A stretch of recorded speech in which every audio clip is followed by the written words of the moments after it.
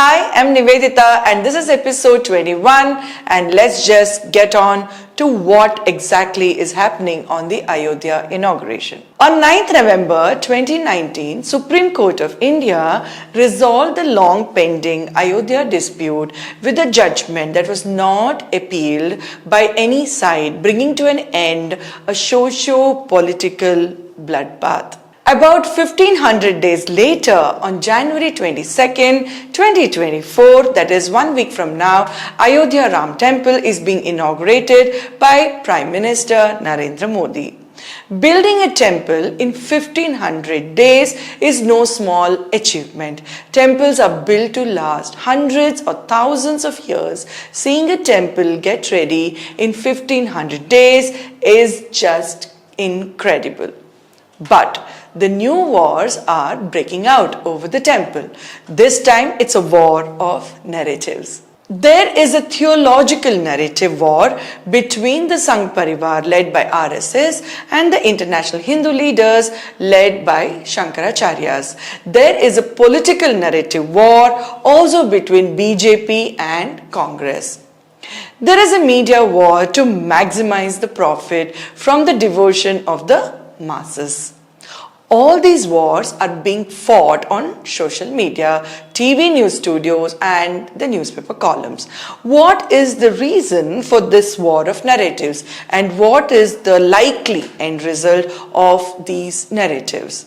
The most significant war is that of the theological or the religious narratives.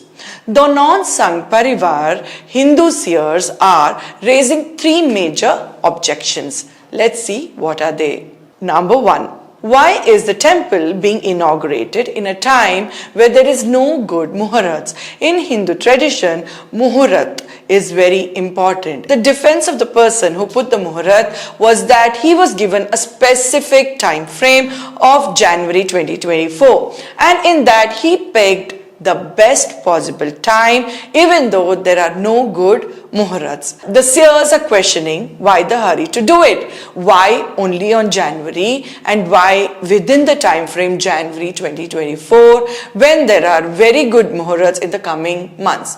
They are asking if Modi is scared that he will be defeated in the elections and that's the reason he wants it to be done as soon as possible now so that his name is there on the inaugural plaque.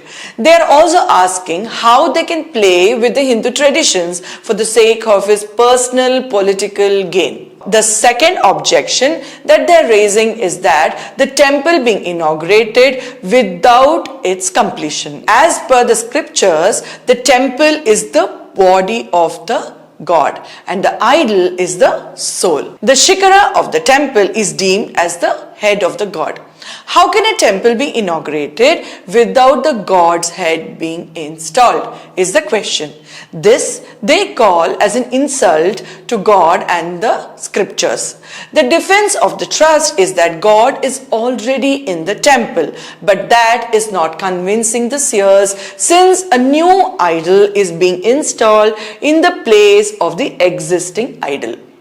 The third objection being raised by the religious heads is that how can Modi, who is not a religious head, be the one who's inaugurating or touching the idol while they watch? They say a seer dedicated only to religion should be the one doing the ceremony. While the religious heads are raising severe objections and demanding that the event be postponed to a better date or a better time or a better muhurat and all the traditions as per the scriptures be followed. But the general devotees are totally confused on what to follow or who to follow. Traditionally, the religious heads were all powerful. After Adi Shankaracharya's effort in the 8th century to bring a synergy among Hindus across the subcontinent, the four mathas led by Shankaracharyas have been deemed as the religious leadership of the country.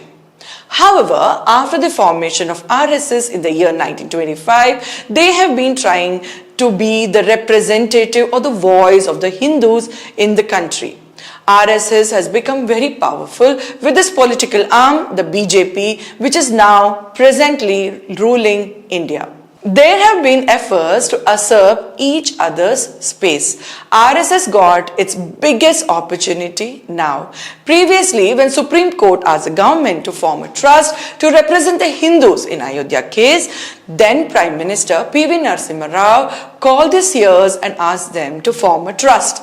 However, in the year 2019, after the final Supreme Court judgment, Narendra Modi's government formed a trust with its own people without involving the traditional Hindu seers.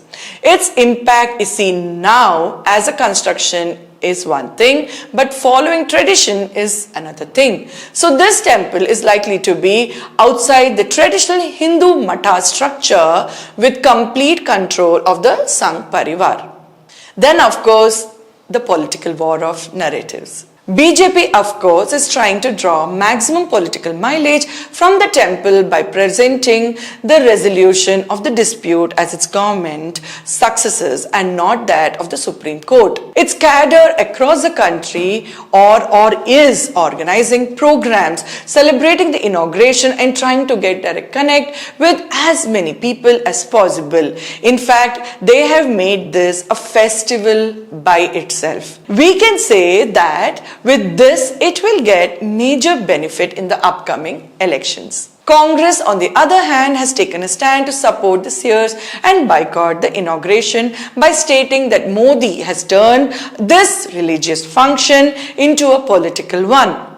However, they took a long time to take a stand on this issue and drag their feet till January 10th. This led to the confusion among the cadre as many have already announced programs to celebrate the temple inauguration by highlighting Congress's role in the same through facts like it was Rajiv Gandhi who first opened Babri Masjid locks to allow Hindu prayers, and it was under Congress government that the Babri Masjid was demolished.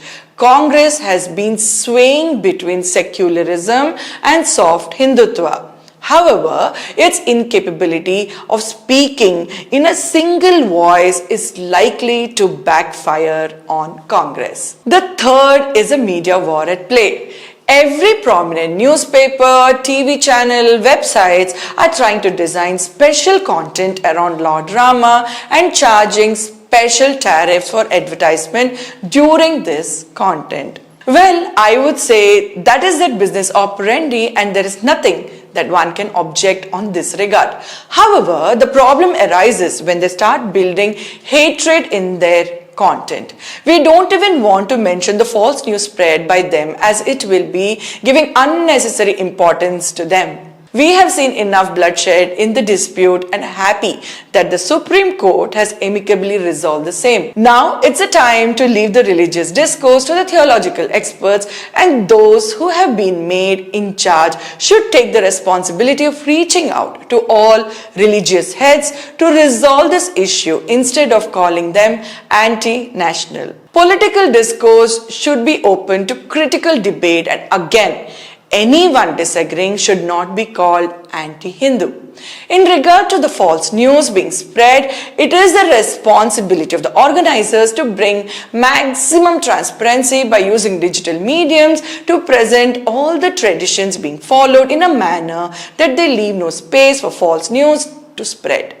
And finally, it is the responsibility of all of us to read between the lines and have informed opinion. So keep yourself updated about everything that matters and be brave to voice your opinion in a peaceful way and in a safe environment. That's what Ramarajya or Ram Raj is meant to be, right? Supreme Court could give amicable judgment because the Shankaracharyas and Muslim leaders could sit and talk under the court's direction to understand each other's perspective.